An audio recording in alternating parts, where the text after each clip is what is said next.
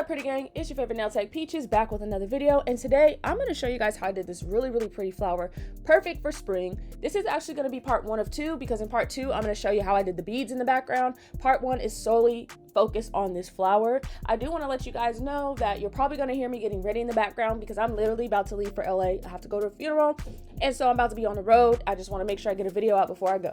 So apparently I forgot the whole screen, you know, with the coupon codes and a link, so just check the description for the links and my Amazon storefront. Don't forget to subscribe and what's that called, you know, all that good stuff. So this color that I'm using today, I want to say it's called LA Sunset. Now this particular client she showed me a picture. It was like a flower that had colored tips, and it was, I guess you could say, the flower, like the V type petals. That's what I refer to them as. And so I'm like, okay, I personally have never successfully, or really never attempted a flower that was like multicolored. I got pretty good at flowers, but that was one of those things where I'm like, damn, I don't know what to do. I know you dip in several colors, but I don't know which direction you have to dip. So this particular time, you can see the way that I dipped, it was pretty much, the pink was underneath the white, but that's not exactly what I was going for. I'm like, okay, now this is smack in the middle. The tips aren't colored. So I'm like, okay, scratch that, start again.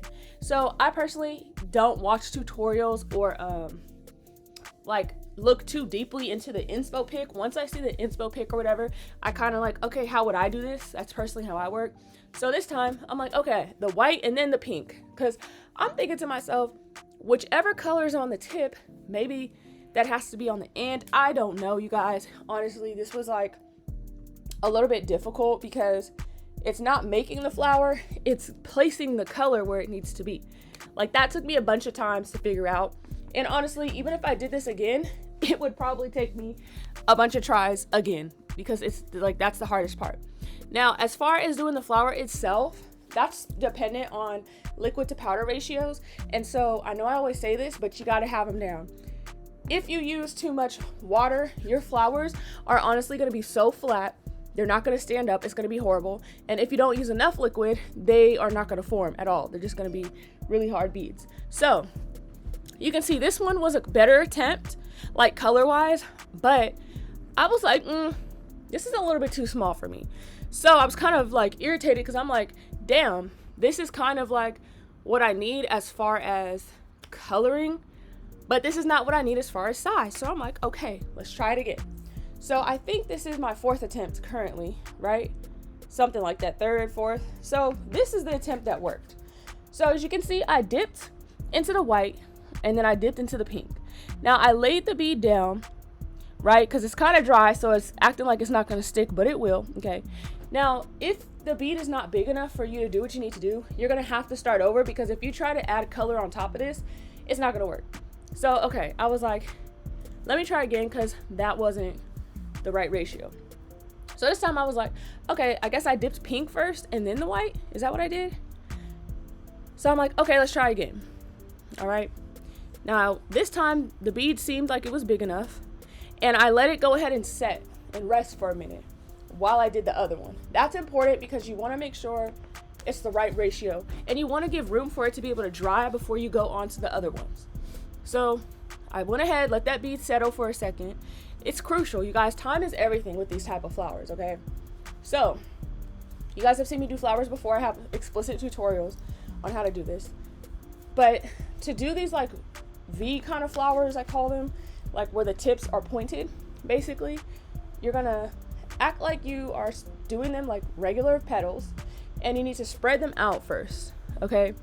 And once you get them spread out, like I said, consistency matters. Make sure you want to do some little tests that they're spread. If they're still glossy, the chances are they're still going to spread. Now, as I'm spreading them out, I am using the middle of my brush to like widen them, and then you guys are going to see that I'm also lengthening them. And so as I'm doing that, you see me turn the brush sideways so I can really enhance that middle, so it like the petal like splits really nicely. And then as it stiffens up even more, that's when I'm going to create the shape from just a simple petal to a pointed. So that basically just consists of using my brush.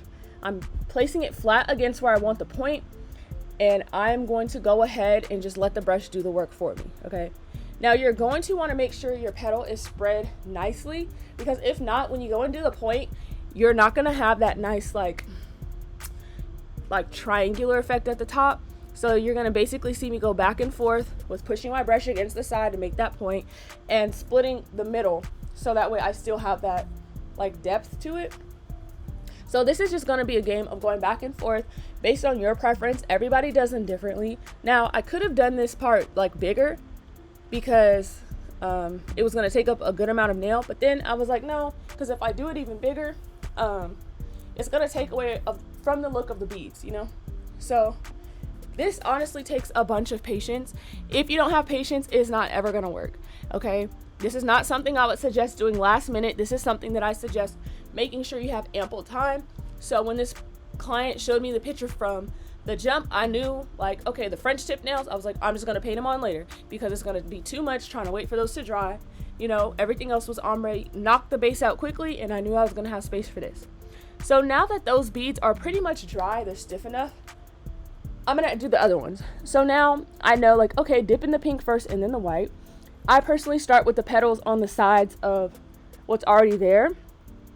So you can see, dip in the pink for just a couple seconds, then dip in the white to really finish off the bead.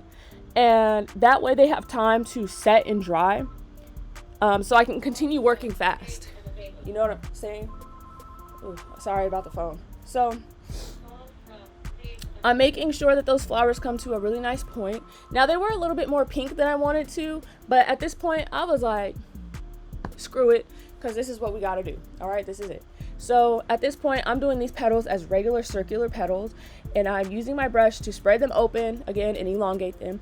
I like to keep them more pinched towards the diamonds, the crystals, and I just kind of elongate them that way and have them open up that way. I like them angled out a little bit so they don't just look like, you know, they're coming just straight pointed, I guess, towards the middle. It makes for a really nice bloomed flower look, and I personally like to make sure that, like I said, the middle is pinched. They all look like they're individual petals. You're gonna have to let these dry for a hot second before you do the middle petal, or they will run together, you guys. So in the bigger scheme of things, this type of look is pretty easy, but you just gotta know how to place the colors. So because I wanted this flower to be a little bit like more white with pink tips, I went ahead with a very small white bead, and I kind of just brushed it gently onto the flower. Now this worked well on this finger, but on the other finger it gave me a little bit of trouble, but all in all it came out fine. So if the color doesn't come out exactly how you want it, because mine still didn't come out perfectly, there's no big deal in fixing it up like this, okay? Because it still came out like a pink tipped flower like I want it to, and it's fine. I did this because I'm like, okay, painting wouldn't look that great. I mean, you probably could do it with like a sponge or like a gel brush, like a flat one that you would use to clean stuff up, but I just went ahead and did it with acrylic because it's the exact color that I need, and I knew that it would blend nicely. Now keep in mind, if you go ahead and do this while the acrylic is still too wet, it's definitely not going to work out. And I say that because when acrylic is too wet and you start swiping and stuff like that, it makes it difficult to be able to keep the color payoff. That's what it is. So if you swipe too soon, what's going to happen is it's going to swipe all the color away, and that's not exactly what we want.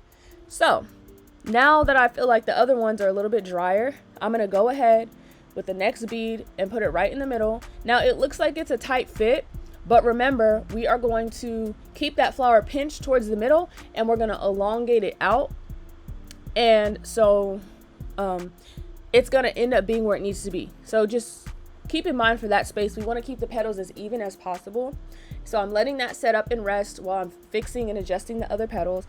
And you can see as I go ahead and use my brush to like kind of spread it open and elongate the flower, it fits right where it needs to go. Okay, so it looks like, oh wow, it's overlapping, it's maybe not quite the exact color that I need. And you guys, there's always a way to fix something, so don't stress too hard if stuff is not working out. I know it's hard not to like stress or whatever, but we kind of have to get into that habit, because with nails, something can always go wrong. Even if you're like hella good at something or a pro, something can always happen. So this at first didn't look like it was the right shape it needed to be, or it looked squashed or whatever.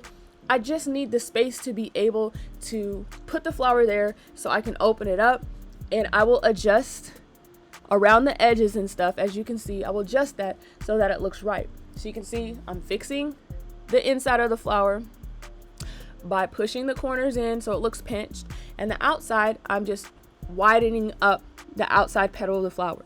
Now it can be difficult to get this type of 3D look. It takes practice, but don't worry, you can achieve it. I used to suck at 3D flowers, and I'm 4 years in, and I'm just last year getting the hang of feeling like I got it, all different types of flowers. Okay, so don't even worry about that.